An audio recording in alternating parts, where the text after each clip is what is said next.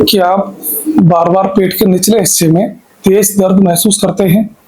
पेशाब करते समय जलन होती है या फिर खून आता है?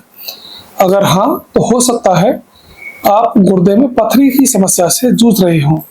गुर्दे की पथरी एक ऐसी समस्या है जो चुपचाप आपके शरीर को अंदर से कमजोर बना सकती है।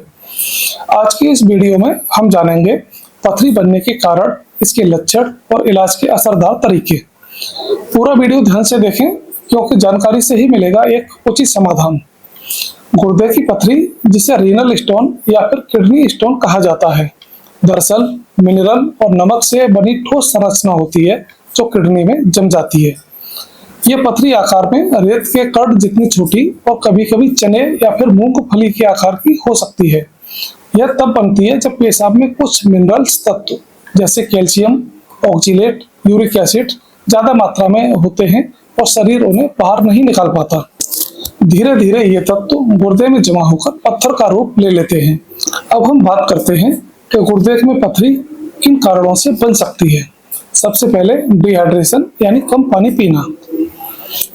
सबसे बड़ा कारण होता है शरीर में पानी की कमी। जब हम पर्याप्त पानी नहीं पीते तो पेशाब की मात्रा कम हो जाती है और किडनी में मौजूद खनिज जमा होकर पथरी का रूप ले लेते हैं। ज्यादा नमक और प्रोटीन वाला आहार, हाई सोडियम डाइट शरीर में कैल्शियम की मात्रा बढ़ा देती है। ज्यादा प्रोटीन यूरिक एसिड भी बढ़ा देता है, जिससे पथरी बनने का खतरा रहता है। कुछ आनुवंशिक कारण होते हैं। अगर परिवार में किसी को पथरी रही है तो अगली पीढ़ी में कुछ संभावनाएं बढ़ जाती हैं।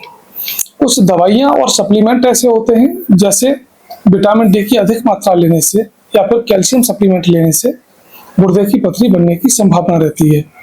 कुछ मेटाबॉलिक डिसऑर्डर होते हैं, जिससे शरीर में कैल्शियम का असंतुलन हो जाता है। अधिक शुगर या फिर वजन बढ़ना, मोटापा और टाइप 2 डायबिटीज पथरी का बहुत बड़ा रिस्क फैक्टर है। अब हम बात करते हैं कि गुर्दे की पथरी के लक्षण क्या क्या होते हैं।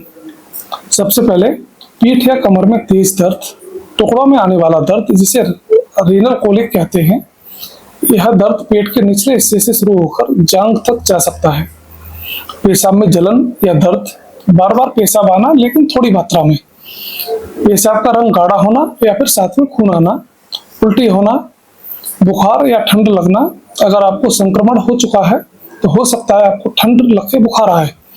पेशाब में रुकावट होना, अगर पथरी किसी यूरेटर में फंस जाती है तो पेशाब रुकने की संभावना बढ़ जाती है। कई बार छोटी पथरी बिना लक्षण के भी निकल जाती है, लेकिन बड़ी पथरी खतरनाक हो सकती है।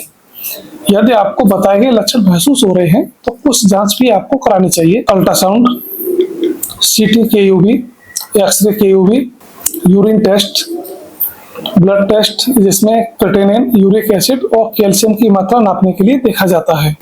इलाज पथरी के आकार, संख्या और स्थिति पर निर्भर करता है। सबसे पहले प्राकृतिक रूप से बाहर निकलने देना।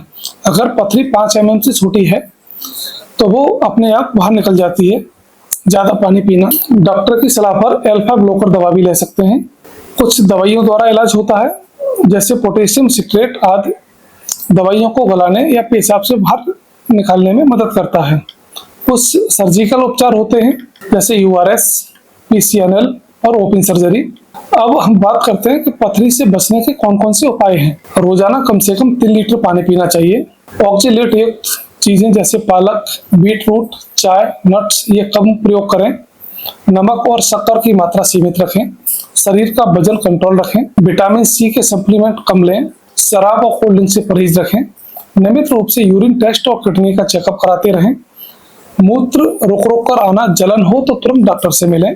गुर्दे की पथरी एक सामान्य लेकिन गंभीर समस्या बनती जा रही है और समय रहते इलाज न किया जाए तो किडनी फेलियर की समस्या हो सकती है। लेकिन सही जानकारी, सही जीवन शैली और समय पर इलाज मिलने से आसानी से रोका और ठीक किया जा सकता है।